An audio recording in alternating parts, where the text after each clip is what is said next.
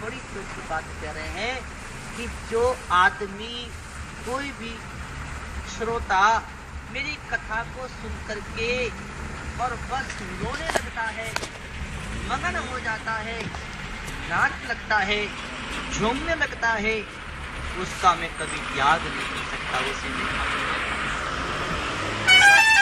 यही है कि भगवान के लिए रोना आ जाए, भगवान के नाचना आ जाए, भगवान के लिए कहते हैं तो परम पुण्यमय श्रीमद् भागवत शास्त्र को देख करके अपने आसन से खड़ा नहीं होता, उसके 1 साल का पुण्य नष्ट हो जाता है। जैसे कि अभी भागवत की शोभा यात्रा आई, तो शोभा यात्रा भागवत की आए तो अपने आसन से खड़ा होना चाहिए। भागवत नहीं, पुस्तक नहीं, साक्षात परमात्मा श्री कृष्ण है, इनको देख के प्रणाम करना चाहिए, इनका आदर करना चाहिए। और कहते हैं कि भागवत को देखकर खड़ा नहीं होता, वो उसके 1 साल का पुण्य नष्ट हो जाता है। कंडक्टर ने छोड़ दिया। ये बड़ा पाप लगता है।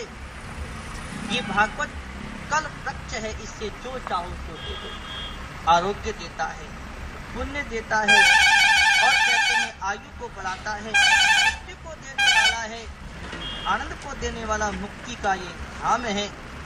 जो सदा ही एकादशी को भागवत सुनने नहीं जाता, उससे बढ़कर पापी और कौन हो सकता है। रोज अगर भागवत नहीं पढ़ सकते, रोज भागवत नहीं सुन सकते, तो कम से कम एकादशी को तो जरूर सुननी चाहिए और जरूर ही पढ़नी। एकादशी जानते हो ना, 11 उस दिन तो भागवत जरूर सुननी चाहिए। है बोले भागवत महापुराण की जय, भागवत महापुराण की जय। यहाँ तक भागवत की कहते हैं कि मनुष्य की संपूर्ण पुण्य आश्रम की यात्रा, संपूर्ण तीर्थों का फल ये है भागवत की कथा सुने। जितनी पवित्रता भागवत कथा के सुनने से आती है, उतनी पवित्रता और किसी साधन से नहीं आती। सारे तीर्थों का फल है कि भागवत तीर्थों में स्नान करना भी वैसा पवित्र कार्य है जैसा पवित्र करने वाला ये भागवत है। क्योंकि तीर्थ में तो जाना पड़ता है और जाने के बाद उसमें स्नान करो तब पवित्रता आती है। लेकिन भागवत तो चलकर पहुंच जाता है अपने गांव-गांव और घर-घर में। और कहते हैं कि उतना पवित्र कारक तीर्थों का स्नान नहीं है, इतना पवित्र कारक हमारा ये भागवत महापुराण है। इसके सुनने से बड़ी पवित्रता है। देखिए, पानी तो ऊपर का मैल धोता है, शरीर का मैल धोता है, लेकिन भागवत क्या करता है? भागवत तो मन का मैल धोता है, मन का। इसलिए मन का मैल ही तो दुख देता है और मन का मैल ही तो जन्म के चक्कर में डालता है, मन का मैल ही तो दूर करना है। और वो मैल कब होगा दूर? जब भगवान की कथा सुनो। भागवत की कथा बड़ी सुंदर है। भगवान ने ब्रह्मा को कही, ब्रह्मा ने नारद को कही, नारद ने कहते हैं वेद व्यासी को कही, और वेद व्यासी महाराज ने 4 श्लोकों की भागवत चतुर्थ की भागवत की 18,000 श्लोकों को व्याख्या करी।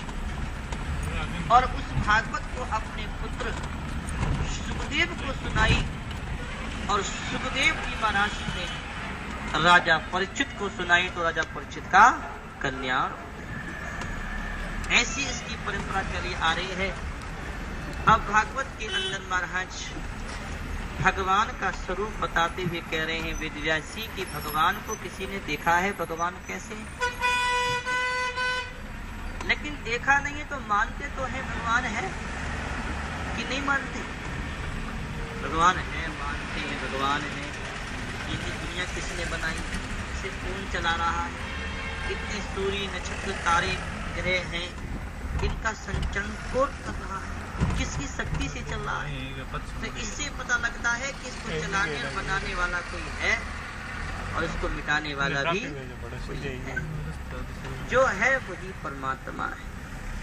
इसलिए भागवत के महात्म्य में सबसे पहले श्लोक में भगवान का स्वरूप बताते हुए वेद व्यास जी लिखते हैं, सच्चिदानंद रूपाय विश्वोदिपत्यादि हेतवे तापत्रये विनाशाय श्री कृष्णाय वयं नमः।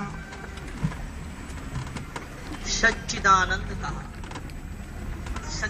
का अर्थ है सच्चिद आनंद, जिसका कभी नाश नहीं हो सकता। ठीक है वो है